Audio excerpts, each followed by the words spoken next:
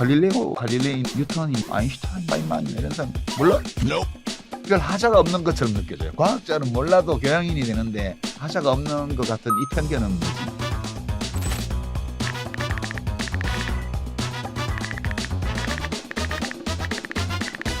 이 문과남자의 과학 공부는 좀 이상한 책이에요. 제가 써놓고도 이 책 좀 이상해 그런 느낌이 드는데, 과학 교양서냐 하면 그런 것 같긴 한데 꼭 그건 아닌 것 같고, 과학 교양서로 보기엔 수준이 너무 낮아요. 너무 원시적이에요. 그러면 인문 교양서냐 하면 그것도 아니에요. 그 내용에 과학 얘기가 너무 많아요. 그리고 무슨 깊이 있는 인문학 이론이나 이런 것도 없고요. 이게 책으로 낼 만한 가치가 있나? 이렇게 생각해 봤는데, 그래도 이런 책이 있으면 좋겠어 라는 생각을 했죠. 두 가지 때문인데, 첫 번째는 과학 공부를 별로 해보지 않은 그런 분들 경우에, 특히 문과 경우에 이 정도는 알면 좋지 않나? 바흐나 모차르트나 뭐 베토벤이나 또는 샤가리나 피카소나 이런 얘기하고, 뭐 플로베르, 발자크, 도스토옙스키, 뭐 우리나라 정석영, 박경리 이런, 또 뭐 아담 스미스다, 칼 마르크스, 헤겔이다, 칼 포퍼다, 이마누엘 칸트다, 뭐 얘기하기 좋아하잖아요. 그런 거 두루두루 할 수 있으면 교양인이야 이렇게 얘기를 하는데, 갈릴레오, 갈릴레이나 뭐 뉴턴이나 아인슈타인이나 파이만 이런 사람 몰라? 그래도 별 하자가 없는 것처럼 느껴져요. 과학자는 몰라도 교양인이 되는데 하자가 없는 것 같은 이 편견은 뭐지? 과학까지 이렇게 탁 채워 넣으면 교양인을 지향하는 문과로서는 되게 뿌듯할 것 같아요. 그러니까 이런 거 알면 되게 좋아요. 이 정도는 사실 알아야 돼요 라는 점에서 좀 더 완벽한 교양인이 되고자 하는 문과들의 허세 또는 바람직한 열망, 이런 것들을 약간 충족할 수 있는 그런 가치가 있을 것 같더라고요. 두 번째는 과학을 배우다 보면 문과들이 이제 어려서부터 지금까지 쭉 만나왔던 질문, 주제 이런 것들을 좀 다른 각도에서 보게 돼요. 이거 다 내가 알고 있던 주제고 질문들인데 이게 각도가 다르네. 그렇게 되니까 문과의 사유를 좀 더 풍성하게 만들어 줄 수도 있지 않나? 그런 생각 때문에 이 책은 약간은 과학책이고 약간은 인문학책인 그런 잡종이죠. 그래서 이거 비슷한 책이 있나 봤더니 좀 닮은 책들이 없는 건 아닌데, 이런 성격을 가진 책은 우리나라에는 별로 없더라고요. 그래서 저 경제학도니까 희소성이라는 것은 가치의 원천이야. 비슷한 책이 없다는 것은 이런 책이 필요하다는 뜻이지. 제가 지금 마케팅을 잘 하고 있는지 모르겠는데요. 되게 쓰면서 그런 느낌이었어. 잘 편집해 주세요. 너무 비굴해 보이지 않게. 과학의 매력에 빠진 우리 시대의 자유인 유시민이 들려주는 과학 인문학 이야기. 도서명 문과남자의 과학공부. 저자 유시민. 출판사 돌베개. 1987년 정치적 민주화 이후 우리 국민들이 당연한 것으로 누리고 있는 표현의 자유, 언론의 자유, 집회 결사의 자유가 후퇴하고 있다고 걱정하시는 분들이 많습니다. 우리 사회에서 대부분의 사람들은 노동을 해서 먹고 삽니다. 그런데 노동 3건이 위태롭게 되고 있다고 걱정하시는 분들도 많습니다. 이런 걱정과 우려를 하시는 국민 여러분들께서 읽어보시면 좋겠습니다. 안녕하십니까? 이번에 DK의 눈물을 발간하게 된 조국입니다. 반갑습니다. 질문 1. DK의 눈물 집필하게 된 이유는? 약 9년 전에 왜 나는 법을 공부하는가를 발견하고 난 뒤에 시대적 상황도 바뀌었고 저의 생각이나 저의 처지도 일정하게 변화했습니다. 이러한 모든 것을 반영해서 새로운 책이 필요하다고 판단을 해서 지난번 원고를 바탕을 하되 전면적으로 개정 작업을 해서 이번에 새로운 제목으로 또 새로운 내용으로 책을 발간하게 되었습니다. 질문 2. DK는 어떤 인물인가요? 눈물의 의미는? 디케는 그리스 로마 신화에 나오는 정의의 여신입니다. 정의를 상징하는 여신으로 되어 있는데 우리나라에도 여러 군데 법률 관련 기관이나 대학교에도 세워져 있습니다. 정의의 여신 그러면 통상 생각할 때 칼을 가지고 나쁜 자, 악인을 처단하는 이런 모습으로 생각되기 쉽습니다. 실제 정의의 여신은 칼 외에 다른 손에는 저울을 들고 있습니다. 정의의 심판을 내린다라는 칼만 들고 휘두른 사람은 우리식으로 얘기하자면 과거에 목을 치는 망나니입니다. 망나니는 저울을 들고 있지 않습니다. 정의의 여신 디케는 칼을 들기 전에 저울을 들고 있다는 것은 무엇이냐, 어느 쪽이 옳으냐, 누가 맞느냐라는 얘기를 듣고 그 다음에 그 잘못이 있다 하더라도 그 잘못에 부합하는 제재, 형벌이 무엇인가를 세밀하게 따진다는 것이죠. 망나니는 그렇게 하지 않습니다. 조선시대 망나니의 그 형집행 장면을 보시면 취한 듯이 휘청휘청거리고 이것저것 가리지 아니하고 칼 휘두르는 것을 즐기면서 목을 칩니다. 이런 모습은 디케의 모습과 전혀 다르다라는 것을 강조하기 위해서 디케라는 정의의 여신의 이름을 책 제목으로 가져왔습니다. 저의 생각으로는 우리 사회에서 법과 정의가 외쳐지고 있지만 그 내용이 제가 생각하건대는 제가 지금까지 말씀드렸던 그 디케의 마음, 디케의 심정과는 다르게 법과 정의가 생각되고 집행되고 있다고 생각합니다. 디케가 현재 그런 법 현실을 보게 되면 눈물을 흘리지 않을까 생각합니다. 그 법 집행의 희생자에 대해서는 공감과 연민의 눈물을 흘릴 것이고 그런 망나니 같은 법 집행자에 대해서는 분노의 눈물을 흘릴 수도 있다고 생각해서 여러 가지 중의적 의미에서 눈물이란 단어를 넣어 보았습니다. 질문 셋. 법을 이용한 정치와 법의 정치. 어떤 점이 다른가요? 근대민주주의 정치학 또 근대민주주의 법학에서 법치라고 하면 법의 지배다 라고 이해됩니다. 그런데 그 법의 지배란 단어는 법을 이용한 지배와는 완전히 다르다라는 것이 다 공유되어 있습니다. 법률가가 아닌 분들은 이 말이 무슨 말인지 궁금해할 수 있는데요. 이런 것입니다. 지배계급이 있고 지배집단이 있는데 그 지배계급이나 집단이 자신의 이익과 의지를 관철할 때 법을 활용해서 지배하는 것, 그것은 법치가 아니란 것입니다. 전제군주나 독재자나 권위주의 통치자나 군부 쿠데타 집단이나 등등이 자신의 이익과 의지를 관철할 때 대부분은 법률이라는 형식을 빕니다. 그럼 법률적 형식을 빌어서 자신의 의지와 이익을 관철하는 거죠. 그런 것이 근대민주주의가 확립한 법학과 정치학에서 말하는 법치는 아니라는 것입니다. 전제군주라거나 독재자라거나 쿠데타 주역들이 법률의 형식을 빌어서 자신의 이익과 지배를 관철하는 것은 법을 이용한 지배라고 부르고 법을 이용한 지배를 영어를 써서 rule by law라고 구별합니다. 그럼 이 rule by law, 즉 법을 이용한 지배는 법의 지배, 즉 rule of law와는 다르다는 것이죠. 그럼 법의 지배, rule of law는 무엇이냐? 법을 이용한 지배와 다른 첫 번째 차이는 당연히 법률을 통해서 사회 질서를 유지한다는 점은 같을 것입니다. 그러나 법을 이용한 지배와 다른 것은 무엇이냐 하면 첫째는 이 법률이 관철될 때 그 법률의 내용이 법률의 실질이 자유와 인권을 보장하고 있느냐를 먼저 봅니다. 이 법률의 실질과 내용이 지배계급, 지배집단의 이익과 의지만을 반영하는 것이냐? 그렇지 아니하고 지배받는, 통치받는, 통상 말하는 시민과 국민의 의지 그리고 그분들의 의식을 반영하느냐를 따져야 되는 것이죠. 국민과 시민의 뜻과 욕망과 꿈과 경험과 의식을 반영하지 못하는 법률을 만들고 그 법률을 지키라고 압박하고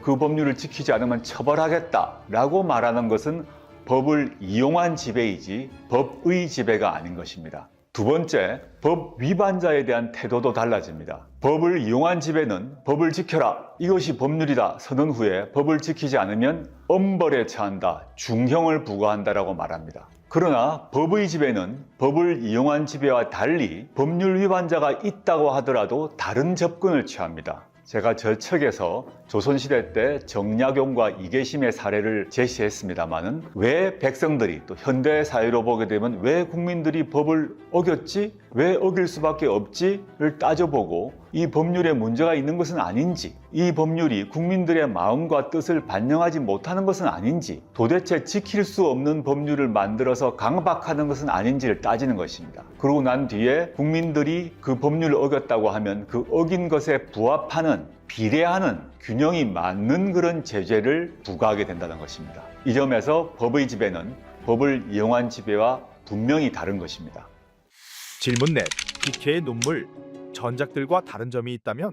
제가 장관직에서 내려오고 난 뒤에 여러 책을 냈습니다. 예컨대 가불 선진국 같은 경우는 제가 고위공직자로 근무하면서 고민했던 정책에 대한 얘기였습니다. 법고전 산책의 경우는 제가 법학자로서 근대 민주주의 법과 제도의 기초를 놓았던 법사상가들의 사상을 소개하는 책이었습니다. 그에 비해서 이번에 발간하는 DK 눈물은 그 이전 책에 비해서 상당히 정치적인 책입니다. 윤석열 정부 출범 후 정치, 경제, 사회적으로 여러 문제가 드러나고 있습니다. 이런 문제들의 원인이 무엇인지를 분석하고 어떻게 해결할 것인지를 제시하는 그런 책입니다. 그 점에서 그 이전 책에 비해서는 톤이 좀 높고 목소리가 강하다라고 할 수 있겠습니다. 윤석열 정부 출범 후 우리 사회에는 검찰공화국이 수립되었다 또는 검찰 독재 시대가 왔다 라고 비판하는 분들이 늘어났습니다. 1987년 정치적 민주화 이후 우리 국민들이 당연한 것으로 누리고 있는 표현의 자유, 언론의 자유, 집회 결사의 자유가 후퇴하고 있다고 걱정하시는 분들이 많습니다. 우리 사회에서 대부분의 사람들은 노동을 해서 먹고 삽니다.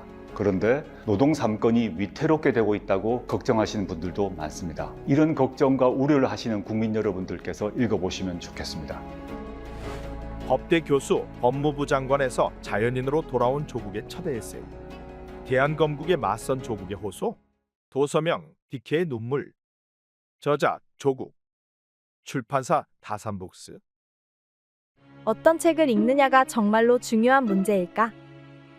우리의 인생은 이미 정해진 궤도를 따라 움직인다. 소설은 남의 인생을 언뜻 들여다보는 행위에 불과하다. 그러나 이쯤에서 경고하고 싶은 게 있으니 그게 뭔가 하면 이 책으로 인해 내 인생이 달라졌다는 것이다.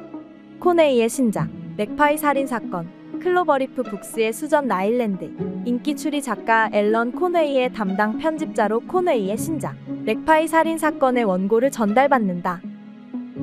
명탐정 아티쿠스 핀트의 수사망에 걸린 두 건의 살인사건. 1950년대 영국을 배경으로 펼쳐지는 숨가쁜 추적일지. 별거 없는 마을, 섹스비오 네이번.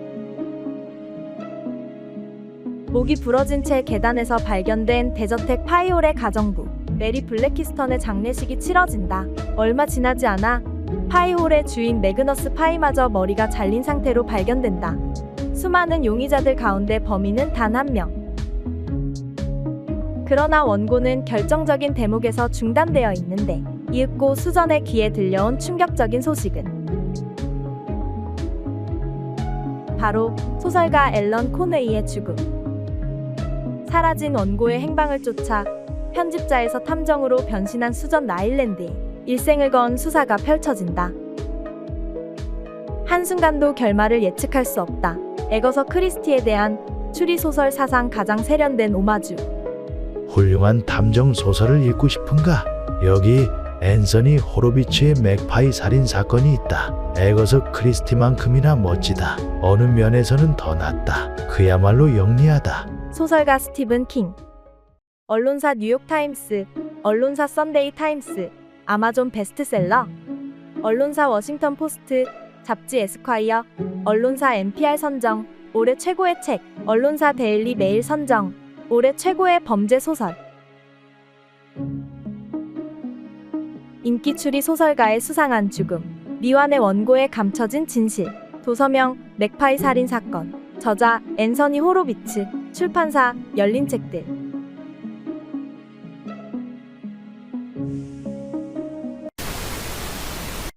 아무런 경고도 없이 갑작스럽게 불안이 나를 집어삼켰다.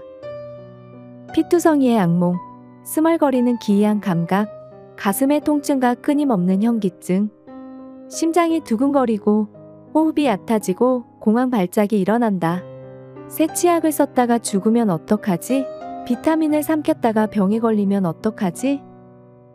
나는 고속도로를 운전할 수도, 흙을 만질 수도, 영화관에 갈 수도 없다. 절망적인 것은 누구도 이런 나를 이해하지 못한다는 것이다. 불안과 함께하는 삶은 악정고투의 연속이지만 반드시 이겨내고 싶다. 일상을 정돈하고 성실하게 생활한다. 수면 시간을 지키고 요가를 수련하고 절대 과음하지 않고 책임져야 할 일을 줄인다. 프로작, 졸로프트, 팍실, 자낙스, 클로노핀을 복용한다. 하지만 또다시 불안은 아무런 경고도 없이 불쑥 나를 찾아온다. 내가 사랑하는 사람들에게 나의 의존이 어떻게 받아들여질까? 나를 사랑하는 사람들은 언제나 내 곁에 있을까? 나는 불안에서 벗어날 수 있을까? 도서명 불안에 대하여. 저자 앤드리아 피터슨. 출판사 열린 책들.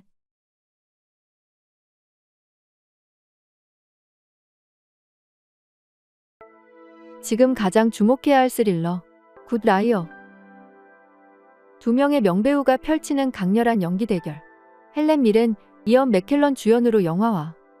오래전에 배우자와 사별하고 온라인 데이트 사이트에 가입한 노신사 브라이언과 노부인 에스텔. 두 사람은 오늘 처음으로 서로를 직접 만난다.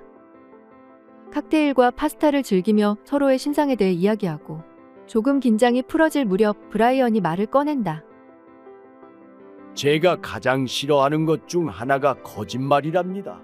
그러니 제 거짓말을 고백할게요. 제 이름은 브라이언이 아니라 로이예요. 브라이언은 온라인에서 쓰는 가명이고요. 그러자 에스텔이 별일 아니라는 듯 말한다. 아, 그래요. 어느 정도 예상했어요. 저야말로 사실을 털어놓아야 할 것 같네요. 제 이름도 에스텔이 아니에요. 베티죠. 둘은 동시에 웃음을 터뜨린다. 베티, 그게 당신에게 하는 마지막 거짓말이라고 약속해요. 이 순간부터는 완벽하게 진실만을 말할게요. 두 사람은 급속도로 가까워지고 로이는 베티의 시골집에 눌러앉는다. 그러나 로이의 정체는 베티의 재산을 노린 사기꾼, 사별했다는 아내도 호주에서 사업을 한다는 아들 이야기도 모두 거짓말이다. 그는 베티가 완벽한 희생양이라며 성공을 확신한다. 온갖 거짓말 뒤에 숨겨진 로이라는 남자는 대체 누구인가? 그리고 베티는 왜 너무나도 쉽게 로이의 희생양이 되어주는 것일까? 노신사와 노부인이 감추고 있는 치명적인 비밀. 과거로 거슬러 올라가며 서서히 진실이 밝혀진다. 영국을 뒤흔든 작가 니콜러스 설의 데뷔작. 판타스틱한 데뷔. 르카레의 발자취를 느낄 수 있는 스릴러. 언론사 가디언. 쫓고 쫓기는 쫄깃한 게임. 심리 스릴러 팬들을 사로잡을 데뷔 소설. 잡지 북리스트. 어둡고 긴장감 넘치는 스릴러. 언론사 데일리 익스프레스. 엄청난 반전. 모두가 만족할 대단원. 언론사 퍼블리셔스 위클리. 퍼트리샤 하이스미스의 리플리 시리즈를 좋아한다면 이 책도 좋아할 것이다. 잡지 북페이지. 플롯은 똑똑하고 정교하며 문체는 건조하면서도 우아하다. 언론사 데일리 메일. 도서명 굿 라이어. 저자 니콜러스 설. 출판사 열린 책들.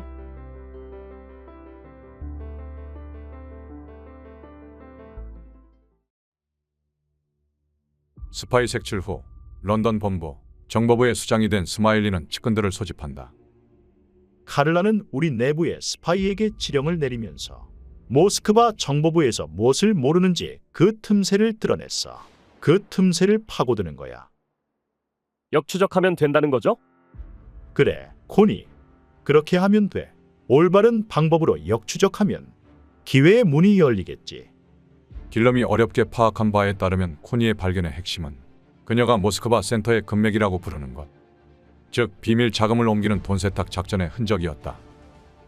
지도는 완전하지 않았으나 경로는 명백히 파리에서 인도차이나 은행을 거쳐 동양을 향하고 있었다. 얼마 후 이탈리아 한 시골 마을. 스쿨보이한테 전보가 왔어? 런던에서 온 급보야. 제럴드 웨스터비 각하, 후견인 유감, 홍지한다, 보호자. 각하가 무슨 뜻이야? 귀족의 자제에게 경의를 표하는 칭호라는데? 스쿨보이가 귀족의 자제라는 얘기가 있었잖아요. 신문 왕의 차남, 지금은 세상을 떠난 신문사 사주 웨스터비 경의 아들. 암호는 서서히 해독되었다. 스쿨보이의 후견인이 중병에 걸려 입원했고 죽기 전에 스쿨보이를 보고 싶어한다. 다른 누구도 필요 없다. 오직 웨스터비 각하뿐이다. 후견인이라고 보내면 큰 건이라는 뜻이네. 스마일리가 말했었지. 후견인은 이래 복귀하라는 뜻이야. 때가 됐군. 돈은 없고 소설은 사산했다. 자, 이건 명령이야. 따질 문제는 아니지. 호루라기를 불면 집합하는 거야. 토론 끝. 후견인이다. 가자. 전작, 팅커, 테일러, 솔저, 스파이에 이어지는 스마일리와 카를라의 대결. 스파이 문학의 거장, 존 르카레의 대표작, 아시아 전역을 넘나들며 펼쳐지는 첩보전. 도서명, 오너러블 스쿨보이. 저자, 존 르카레.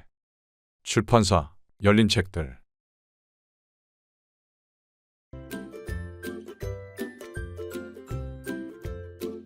행성들의 크고 작은 문제를 해결해주기 위해 발사되는 지구의 우주 탐사선 원더호. 까다로운 선발 과정을 거쳐서 원더호에 탑승할 4명의 대원들이 뽑혔다. 우주선의 인공지능 마티나는 대원들이 우주 탐사를 떠나기 전 1년 동안의 교육을 담당하게 된다. 4차 산업혁명 시대 이후 정해진 매뉴얼과 시스템에 잘 적응하는 능력보다는 문제를 찾고 해결하는 인재가 더 중요해졌습니다. 이러한 능력을 배양하기 위해 여러분들은 이 3가지 과정을 모두 수료했습니다. 첫 번째, 체인지 스쿨. 대원들은 지속 가능 발전 목표 SDGs에 대해 아시나요? 1960년대 이후 대규모 환경오염이 발생했고 그 피해는 고스란히 사람들에게 돌아왔어. 그제야 사람들은 깨달았어. 경제 발전만큼 환경 보전도 중요하다는 것을 말이야. 1972년 유엔 인간환경회의 환경을 고려하지 않은 개발은 지속 불가능하다. 지속 가능한 개발과 환경 보전은 경제, 사회, 환경의 균형 발전으로 1992년 유엔 환경개발회의 여러 번의 유엔 회의를 통해서 지구가 달성해야 할 17가지 지속 가능 발전 목표가 만들어졌어. 현재 지속 가능 발전 목표는 거의 모든 전 세계 주권 국가들이 함께 참여하고 실천하기로 한 약속인 거지.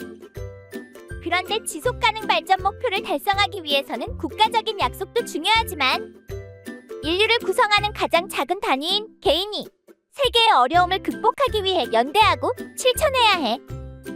그렇다면 지속 가능 발전 목표를 전반적으로 이해했는데 우리가 이렇게 문제를 해결하고 실천하려면 어떤 능력이 필요할까요? 디자인 더하기 생각하기. 디자인 싱킹 스쿨은 문제 공감, 문제 정의, 아이디어 도출, 모형 제작, 평가 개선. 디자인 싱킹은 디자이너가 창의적으로 사고하는 방법을 문제 해결을 위한 사고 과정에 접목한 거야. 우리 대원들은 마인드맵을 활용해서 지속 가능 발전 목표 중 환경 문제에 대한 다양한 실천 목록을 만들어봤어. 쓰레기 문제에 대한 해결책을 실제로 찾아가면서 문제 해결의 공식을 만들어보자. 우리는 깔때기 위해 여러 문제 중에서 해양 쓰레기와 플라스틱 문제에 집중해 보기로 했어. 1번 문제 공감. 무엇이 문제일까? 해양 쓰레기와 미세 플라스틱 문제는 관련이 깊다는 것을 알게 되었지. 2번 문제 정의. 근본 원인은 무엇일까? 우리는 토론을 통해 그 문제의 핵심이 바로 일회용품 과다 사용이라고 결론을 내렸어. 3번 아이디어 발상. 어떤 해결책이 있을까? 이때 나온 아이디어를 소개해줄게. 대체할 상품 개발. 이 모든 해결책 중에 우리가 바로 실천할 수 있는 것이 좋을 것 같네. 그래서 우린 최종적으로 일회용품의 대체품인 나만의 텀블러 제작을 실천하기로 했어. 1번 들고 다니기에 무겁지 않고 2번 가방에 걸기에도 예쁘며 3번 음료나 물을 담아도 변색이 없는 디자인.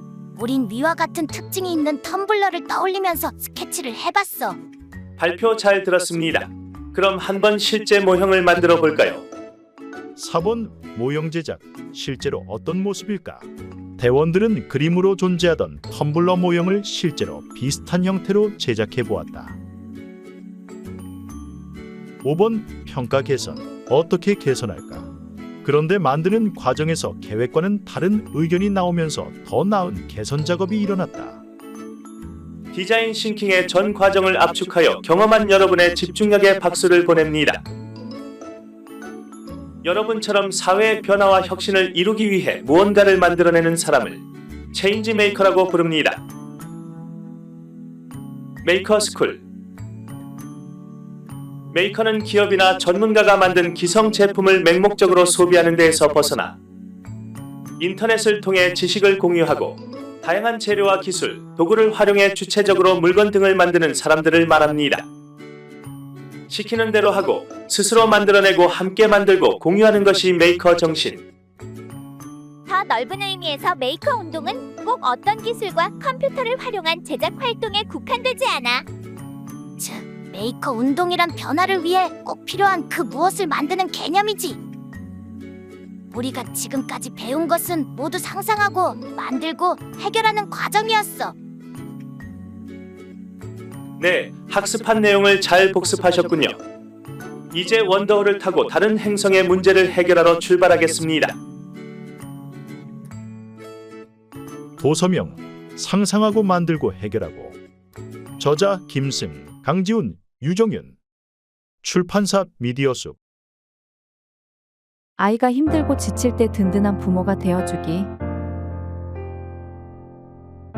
짜증난다, 멘붕이다, 망했다, 미치겠다, 자살하고 싶다. 자극적인 표현에 어른들은 당황하지만 그들이 마음을 달래는 방법이다. 나무라기보다는 청소년의 특성에 대한 이해가 필수적으로 따라야 한다. 청소년들은 자기도 몰랐던 감정들을 배우고 있는 중이다.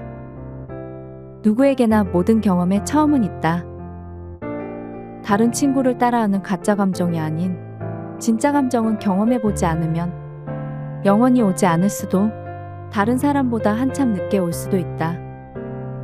결국 아이들은 다른 사람을 이해할 수 있도록 돕는 감정을 다양하게 경험하고 있는 것이다.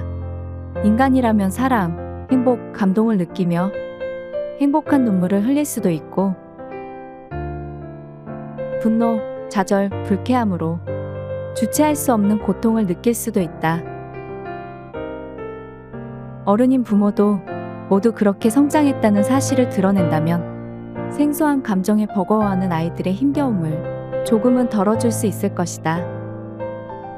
성적이라는 물리적인 수치에 맹목적으로 매달리는 것이 미덕인 사회에서 자신의 삶이 고장났다는 10대들에게는 이렇게 말하고 싶다. 인간은 행복조차도 배워야 하는 존재다. 철학자 프리드리히 니체. 인생은 평생 공부야. 시험 성적 올리는 것이 공부가 아니야.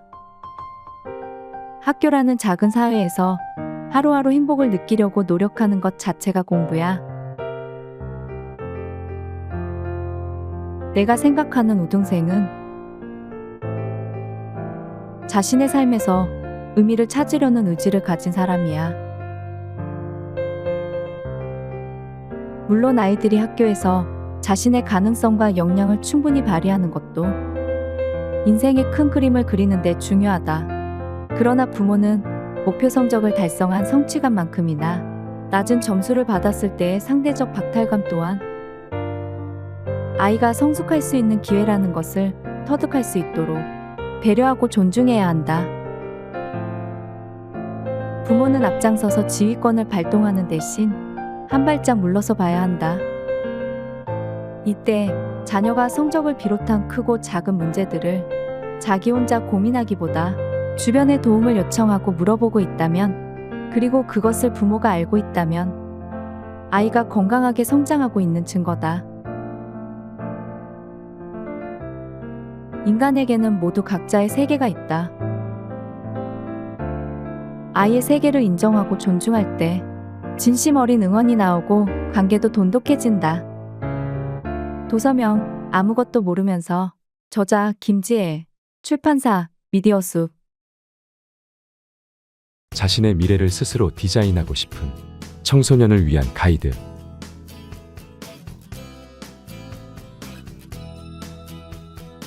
미래는 예측하기 힘든 미지의 세계이며 가능성의 영역이다.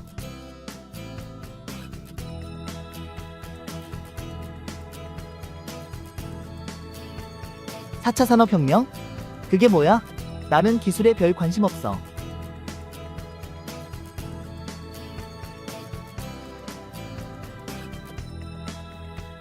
4차 산업혁명은 단순한 기술 혁명이 아니야. 그 중심에는 진정한 나를 찾고 현실화하는 과정이 있어.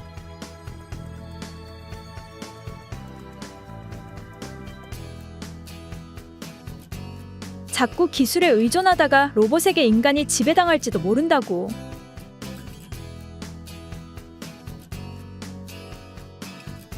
걱정한다고 해서 기술 발전의 시계는 멈추진 않아.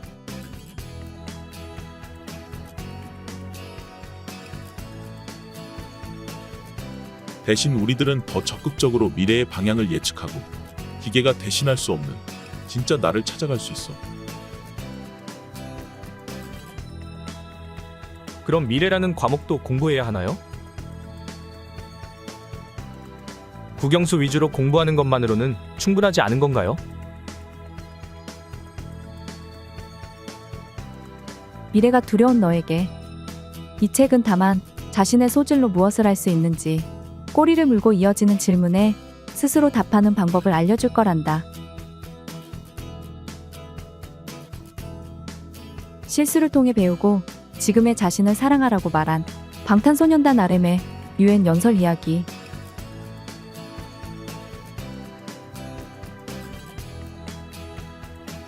하나 1250억 원에 팔린 어느 한 화가의 길거리 낙서 이야기. 큐브 모양 접이식 mp3를 디자인해서 세계적인 디자인상을 수상했던 수익 100%를 기부하는 자선상품 디자이너 배상민 카이스트 교수 이야기.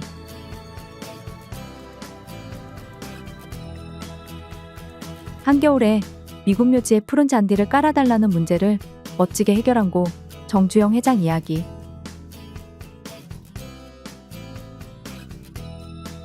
불확실한 미래를 이겨내고 사회 변화의 주역인 체인지 메이커로 성장하려면 이 4가지를 숙지하면 좋을 거야. 첫 번째, 나를 포함한 인간의 소중함을 알고 세상을 보는 관점. 두 번째, 초연결 사회에서의 관계와 소통 능력. 세 번째, 함께 지구의 문제를 고민하는 세계 시민 의식. 네 번째, 늘어나는 가짜 정보 속에서 진실과 거짓을 구별하는 역량.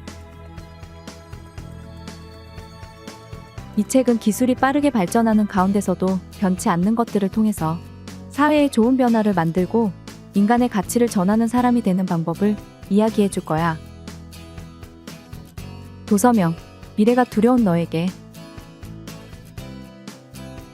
저자 010 조이. 출판사 미디어숲.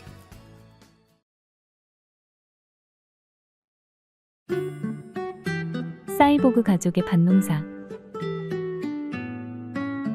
자연과는 먼 도시 생활을 언제나 꿈꿨다. 꽤 괜찮다.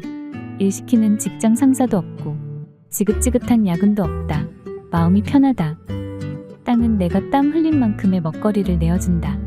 솔직하고 정직하다. 무엇보다 부모님과 함께하는 즐거운 여행이다. 이제 우리는 공항 대신 푸른 하늘 아래 우리 텃밭으로 간다. 말하지 않아도 그게 여행인 것을 우리는 서로 안다. 톡 뜯으면 은은한 상추향이 코를 건드린다. 초록색과 한 몸이 되는 그 감성은 오롯이 내 것이다. 이 일상을 내 모든 행복으로 삼고 싶다. 인생은 언제나 꽃이 아닌 때가 없다. 이 글은 밭농사 이야기이면서 시냇물 같은 인생 소풍 이야기이다.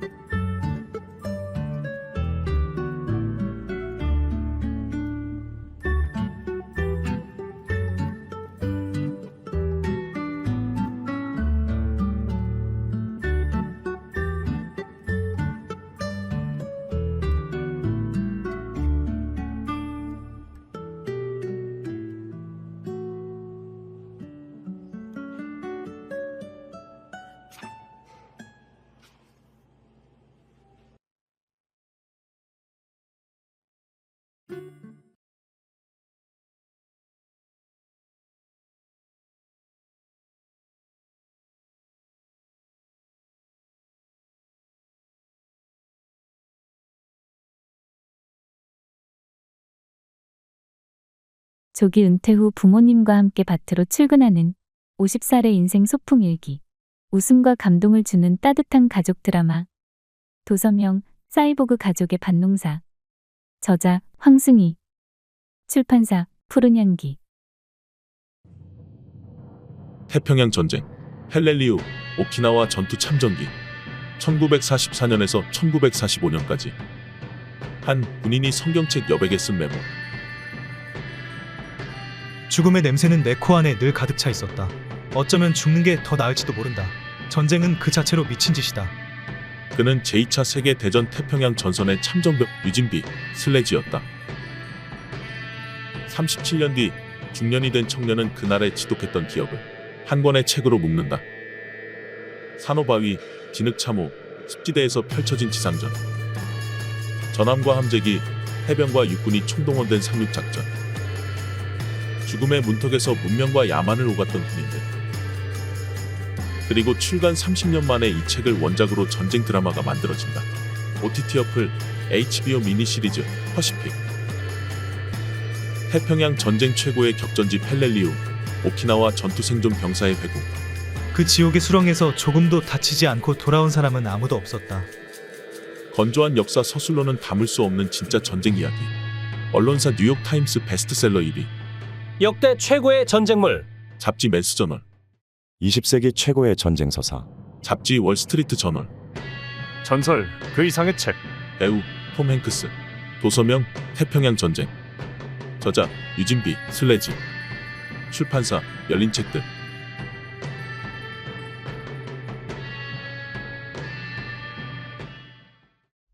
(20세기) 미국 현대문학사의 위대한 축이자 민권운동가 제임스 볼드윈. 1924년 출생, 1987년 사망. 아카데미 작품상 물라이트 감독 베리 젠킨스작. 2018년 제작 영화 빌 스트리트가 말할 수 있다면의 원작자. 제43회 세자르 영화제. 제38회 런던 비평가협회상. 제71회 영국 아카데미 시상식 다큐멘터리 부문 수상작. 2016년 제작 다큐멘터리 I am not your Negro의 주인공. 거무스름한 피부에 오만하고 위풍당당한 분위기를 풍기는 그는 손가락으로 턱을 만지작거리며 인파를 둘러보고 있었다. 마치 우리는 바다가 되고 그는 그 바다의 뻗은 곳 위를 지키는 사람인 것 같았다. 1950년대 파리, 미국인 데이비드의 눈앞에 이탈리아인 바텐더 조반니가 나타난다. 조반니에게 첫눈에 사로잡힌 데이비드는 이후 이글거리는 욕망과 통념 사이에서 갈등하는데 출간 즉시 센세이션을 불러일으킨 제임스 볼드윈의 대표작. 작가 피터 박스홀이 선정한 죽기 전에 읽어야 할 책. 1957년 전미 도서상 최종 후보작. 당신은 아무도 사랑하지 않아. 아무도 사랑한 적 없고 앞으로도 그 누구도 사랑하지 못할 거야. 당신은 자기 자신의 순결을 사랑하니까, 거울 속에 자신을 사랑하니까. 예리한 상상력으로 파헤친 사랑의 신비. 죽음과도 같은 정념과 인간 심리의 복잡성을 그린 걸작. 이 방에서 우리가 무슨 삶을 꾸릴 수 있는데? 이 조그맣고 더러운 방에서? 애초에 남자 둘이서 대체 무슨 삶을 함께 할 수 있다는 거야? 사랑을 경유해 자본과 계급 문제를 아우르는 시대의 초상. 내 삶의 바람은 나를 휩쓸어 가고 있었다. 안녕, 조반니. 안녕, 내 사랑. 현대문학의 유일한 왕. 문학 비평가 라이어널 트릴린. 격렬하고 고통스러울 만큼 아름답다. 일간신문 샌프란시스코 크로니클. 더없이 강렬한 감정과 특출한 아름다움이 있는 소설. 당대의 혁신이자 시대를 초월한 작품. 작가 준파 라일리. 용감하고 감정으로 충만한 미국이 낳은 빼어난 작가. 소설가 폴 오스터. 볼드윈은 언어와 빛나는 용기와 통찰력을 선물해 주었다. 작가 토니 모리슨. 반고흐가 19세기에 태어난 예술가들의 성인이라면 20세기에는 제임스 볼드윈이 있다. 소설가 마이클 온다치. 우리 시대에 몇 없는 진정한 작가 중 한 명이다. 소설가 노먼 메일러. 볼드윈은 바다가 파도를 움직이듯이 언어를 구사한다. 시인 랭스턴 휴스. 우리를 빠져들게 하고 감정에 즉각적인 충격을 던진다. 신문 워싱턴 포스트. 시대를 앞서간 볼드윈 최고의 작품. 도서명 조반니의 방. 저자 제임스 볼드윈. 출판사 열린 책들.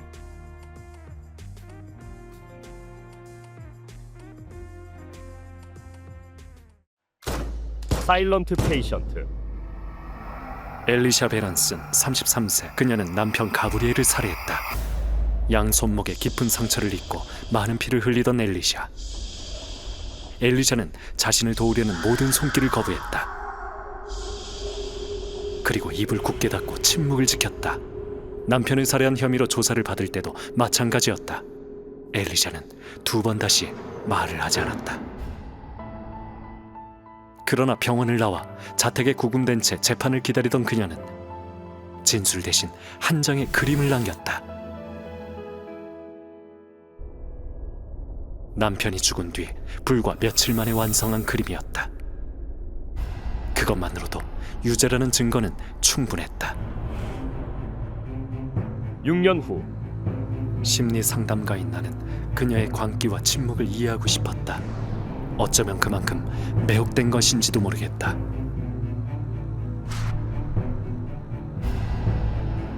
자네는 그 여자에 대해 너무 많이 알아내고 있어. 나는 그 일을 완벽하게 사랑했고 가끔은 그 사랑에 압도되는 것 같았다.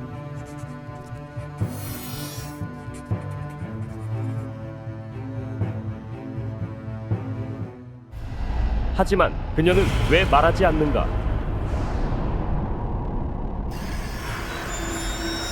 언론사 뉴욕타임스 베스트셀러 1위, 서적 아마존 종합 베스트셀러 2위, 출간 즉시 12주 연속 아마존 종합 베스트셀러. 도서명 사일런트 페이션트. 저자 알렉스 마이클리디스. 출판사 해넴 출판사. 비밀이 드러나는 순간 끝까지 질주하는 자신을 발견하게 될 것이다.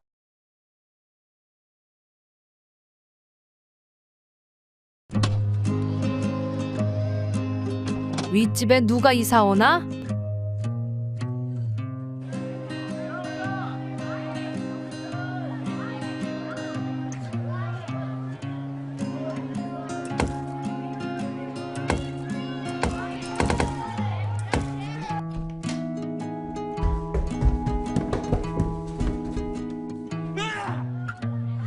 이 녀석들! 우리 좀 조용하자꾸나. 네.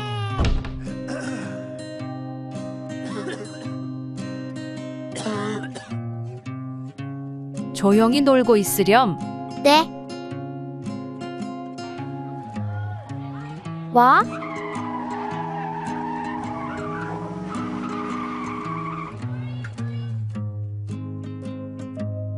잠깐 왜 안 올라오시지? 부딪히고 어울리며 함께 살아가는 우리네 모습을 닮은 섬세한 다색석 하나. 가깝고도 먼 사이, 아랫집 윗집 사이에, 도서명 아랫집 윗집 사이에. 저자 최명숙. 출판사 고래뱃소. 촘스키, 인류의 주인은 누구인가에 대해 고찰하다. 전쟁, 테러, 종교, 환경, 권력의 불평등. 인류가 만들어낸 커다란 문제들. 그리고 이를 마주한 정치인, 재계, 언론, 그리고 지식인들의 온갖 핑계들. 그들은 인류의 현재와 미래에 대해 무엇을 이야기하는가?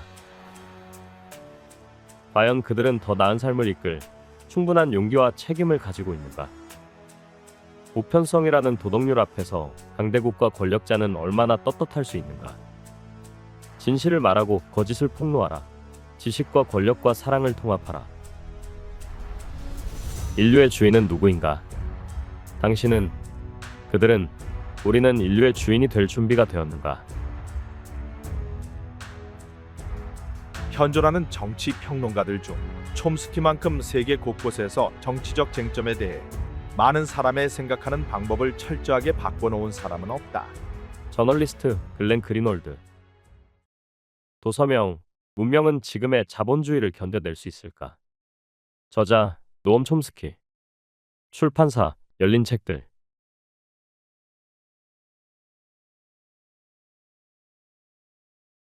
본 영상은 문화체육관광부 국립장애인도서관의 수어, 음성 지원을 받아 제작, 재구성한 것입니다.